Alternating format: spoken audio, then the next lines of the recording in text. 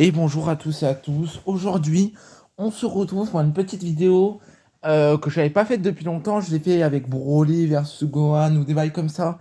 Mais aujourd'hui, on va reprendre nos vidéos VS. Donc aujourd'hui, on va avoir Gogeta DBS forme de base qui va être opposé à Orange Piccolo.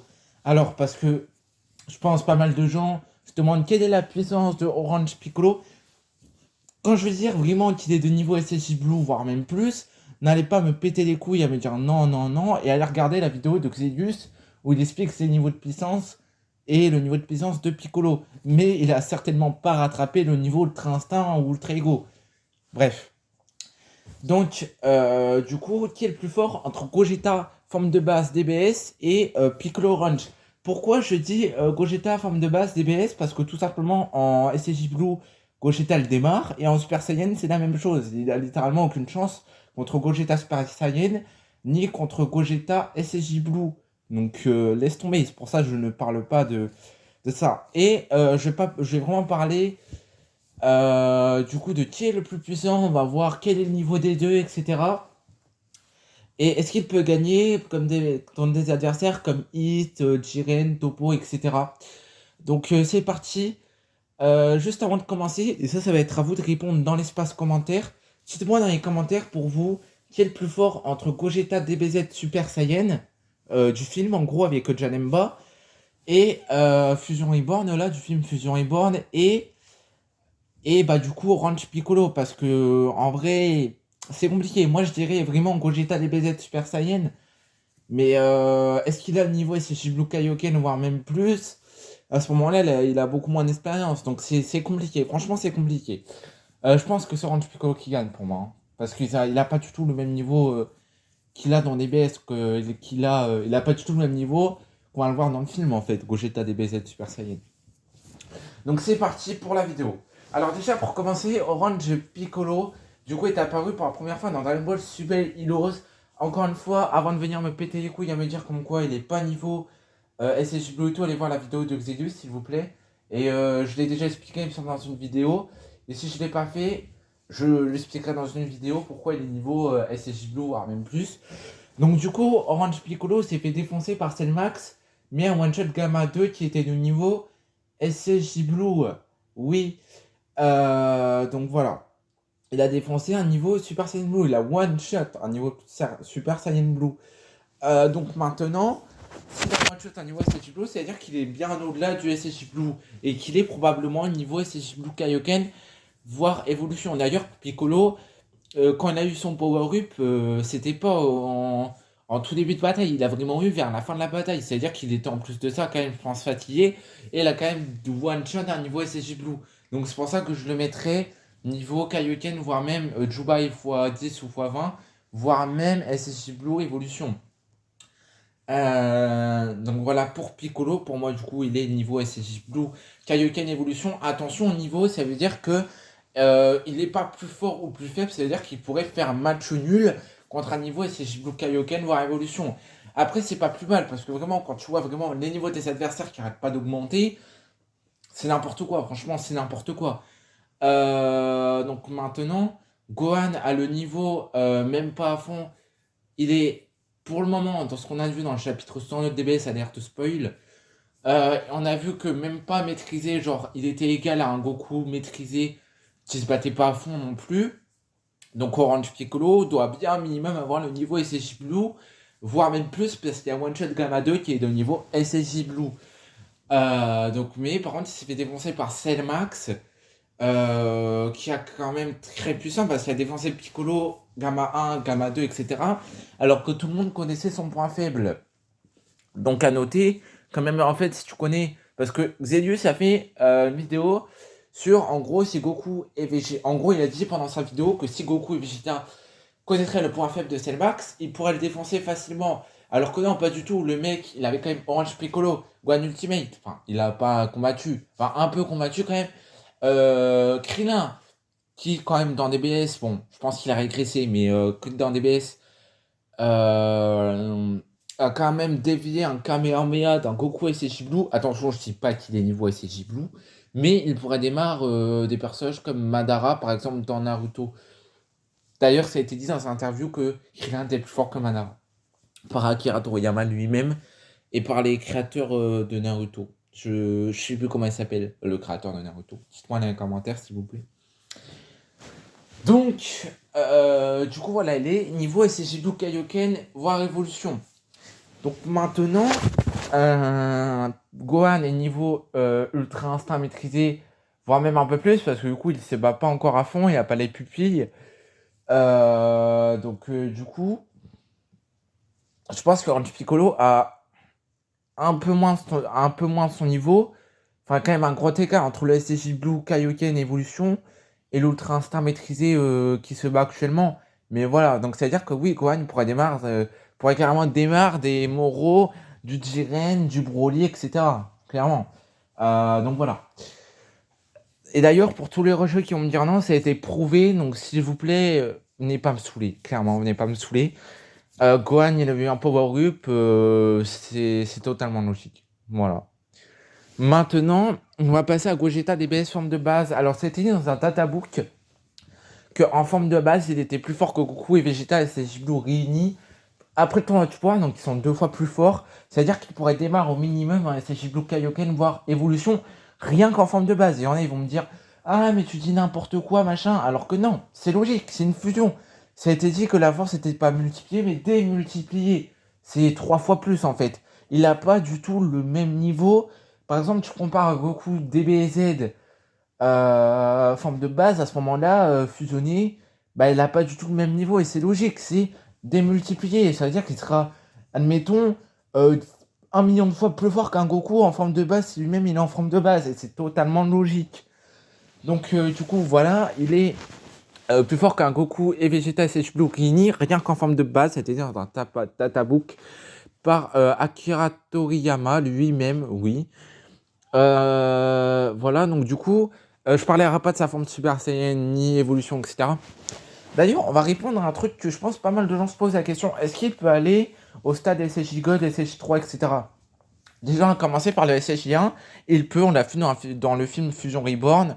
Le SSJ 2, si Goku et Vegeta peuvent le faire, il peut le faire. Le SSJ 3, on avait Vegito là, Yosha, qui va faire dans Dragon Ball Heroes, il va se mettre en Super Saiyan 3 face à Gros Boo.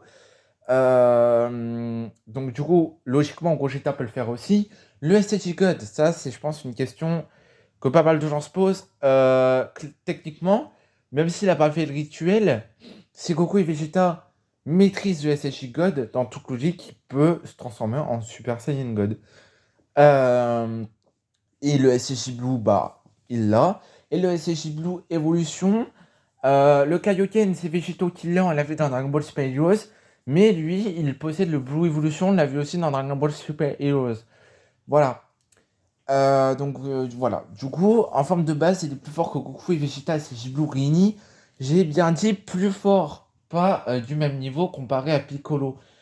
Donc voilà, et il a quand même réussi à esquiver plusieurs attaques de Broly Super Saiyan. À ce moment-là, il était moins fort, mais vous m'avez compris quoi.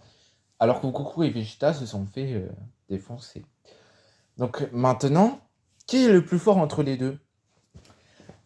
Je pense que pas mal de gens vont me dire non, tu dis n'importe quoi, machin. Euh, C'est Gogeta DBS forme de base, parce qu'il est plus fort que Goku et Vegeta et ses Jiblon réunis, c'est-à-dire plus fort qu'un Kaioken, voire qu'un Evolution en forme de base, alors que Piccolo est au niveau d'un SSJ Blue Kaioken, voire Evolution. Donc Gogeta forme de base DBS remporte le combat. Maintenant, pour Orange Piccolo, par contre, en termes de durabilité, là, je pense que c'est Piccolo, parce que la fusion, c'est une fusion, elle durera moins longtemps. Piccolo, il maîtrise sa transformation. En termes de longévité, s'il fait durer le combat, il peut gagner, mais difficilement. Il faudrait vraiment qu'il encaisse ses coups et tout. Mais si le combat ne dure pas et que Gogeta se bat sérieusement, il se, il se fait défoncer, il se fait agla, tout simplement. Donc maintenant, il pourrait, est-ce que notre cher petit Namek préféré pourrait défoncer des ennemis comme Dispo? Oui, oui, Hit, oui. Mais des adversaires comme déjà Jiren, oublions tout de suite, comme Topo, par exemple. Alors Topo, c'est très difficile parce qu'il faut savoir que Topo, Vous allez me dire, c'est fait défoncer par Vegeta ou un SSJ Blue Evolution, sauf que scénaristiquement parlant, avant qu'il se fasse défoncer, bah c'était bel et bien Vegeta qui était au sol, ancré dans un mur. C'était pas Toppo, donc en fait c'est quand même Toppo qui a gagné en soi. Sauf que vu que scénaristiquement parlant, bah Vegeta devait gagner, ils ont été obligés de le faire gagner, mais sinon c'était Toppo le vainqueur, je suis désolé. Donc voilà, donc normalement il doit être, je pense, moins fort que Toppo. Après, bien sûr que Toppo, on n'a pas vu si. On n'a pas vu la durée de sa transformation. Donc en termes de longévité et tout, peut-être il y a moyen, tu vois. Mais il pourrait quand même défoncer des adversaires du niveau de Golden Freezer, tu vois. C'est-à-dire que à ce moment-là, dans Battle of God, il aurait eu la transformation, il aurait foudroyé Golden Freezer. Donc voilà, donc le grand vainqueur est Gogeta DBS sur de base. Je pense que je vais faire une petite vidéo sur One Piece, vous expliquer sa vraie force, etc. Parce qu'il y a vraiment trop de gens qui vont dire c'est n'importe quoi et tout, alors que le chapitre 102 est sorti et on a plein de preuves qu'il est plus fort que Broly, Moro, bon, Gaz. On n'a pas encore des preuves qu'il est plus fort que Black Freezer, ni plus fort que la forme TUI. Voilà, mais je pense que pour moi, il est plus fort que Goku TUI, ça nous permettrait de faire un parallèle. Tout simplement, je pense que pour moi, ce qui va se passer, c'est que soit de un, bah, Beerus va péter un câble, il va vouloir les interpeller, ou de deux, il va en fait mettre Goku au pied du mur, il va vouloir se battre sérieusement en... Comment dire? Bah du coup, vu qu'il est au pied du mur, vu que... Attention, les deux... Je bégaye. Attention, les deux actuellement ne se battent pas sérieusement, Gohan n'a pas sa pupille, n'a pas ses pupilles, donc il ne se bat pas sérieusement. Et pour Goku, il lui reste sa forme T8. Et pour ceux qui vont me dire, ah mais n'importe quoi, t'as Beerus, il va dire, c'est ça sa dernière transformation et tout. À ce moment-là, oui, c'est Beerus. Quand ils étaient venus, c'était à la fin du combat, donc ils n'ont pas tout vu. Donc ils savent pas que Goku a la forme T8. Donc je pense que soit on aura, je pense, un Beerus choqué de Gohan et de Goku en fait. Parce que si Gohan est plus puissant que Goku en forme T8, il sera choqué. Et même Goku, quand il va, je pense, lui montrer sa forme T8, ce qui est totalement possible, il va être choqué aussi, je pense. Donc voilà. Je pense que voilà, ça va faire comme Tournoi du pouvoir, il va se mettre à fond. Donc je pense. Je vois pas pourquoi on n'aurait pas de forme T8 en fait. Et pour ceux qui disent, ah, mais ça se trouve, il va nous montrer encore un autre power-up. À ce moment-là, c'est totalement grotesque parce que Vegeta, le mec, il est infiniment derrière Goku. Et oui, parce que, encore une fois, bah, Goku, actuellement, il est plus fort que Vegeta, en fait. Donc, ça va refaire encore un creux. Et Vegeta, il sera jamais du même niveau, voire des fois surpasser Goku, en fait. Donc, ça sert à rien de lui donner un autre power-up avec la forme T8. Mais, par contre, dans l'histoire, je voudrais bien... Parce que, attention, le SSJ4, c'est pas pour Vegeta ni pour Goku. Ce sera pour Broly. Clairement. Si Broly DBZ dans Super Heroes possède le SH4, je vois pas pourquoi Broly DBS ne le posséderait pas. Donc, du coup, je pense qu'on aura une forme du TUI, mais vu que on sait que Broly est en Ozaru en permanence, qu'il a la force de l'Ozaru en permanence, je pense que Goku va lui demander comment il fait, etc. Vu qu'actuellement aussi, il est sur la plaine de Beerus. Et deuxièmement, pour ceux qui disent comme quoi il méditait tout, c'est totalement débile. Bah non, parce que vraiment, le but de Broly, c'est de se contrôler. Donc c'est totalement logique qu'il fait du yoga. Non mais les mecs, au bout d'un moment, faut arrêter de chercher des excuses. Je veux bien, vous ayez essayé DBS. Mais voilà. Encore une fois, même DBS, qui va reprendre et tout, comme j'ai dit dans mon short, enfin, ça va être difficile, parce que vraiment, Akira Toriyama est mort, soit Toyotaro, d'ailleurs, je crois c'est lui qui avait le chapitre 102, peut-être qu'il va reprendre Dragon Ball Super, ou soit ça va se finir, donc du coup, on n'aura peut-être même pas d'animé Moro et tout, là. Enfin, l'arc Moro et l'arc Granola en animé. Ou soit ça va être le fils d'Akira Toriyama, je crois que c'est Toyotaro, je sais plus s'il a un fils. Je crois que c'est Dites-moi dans les commentaires s'il a un fils, c'est Akira Toriyama. Est-ce que c'est Toyotaro, je me rappelle plus. Je crois que c'est Toyotaro, son fils. Donc voilà, c'est un peu compromis la suite de DBS actuellement. Donc voilà, du coup, il peut défoncer. Voilà, du coup, ça a été dit, enfin, pas été dit, mais prouvé qu'il pouvait vraiment défoncer des adversaires comme Jiren, etc.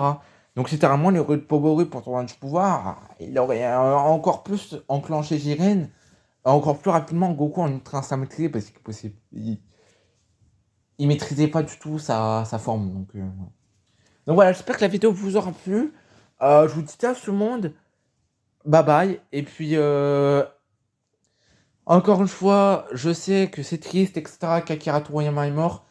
Mais il faut garder la force. Et voilà, garder la force. Et c'est tout ce qui compte. Il restera. Il est mort. Mais il n'est pas mort parce qu'il restera à tout jamais une légende. Voilà, une légende. Il restera à tout jamais une légende. Et dans notre cœur à tous. Et c'est le papa des shonen. Voilà. Et c'est vrai qu'il y a beaucoup de gens que ça a choqué parce que 68 ans, c'est vrai que c'est jeune. Il est parti un peu trop tôt. Mais voilà, donc force à sa famille, etc. aussi. Donc voilà, j'espère que vous allez tous, que vous irez tous mieux. C'est vrai que c'est triste, mais voilà, il sera toujours dans notre cœur et ça restera jamais une légende. Donc j'espère que la vidéo vous aura plu. Je vous dis ça à tout le monde. Bye bye.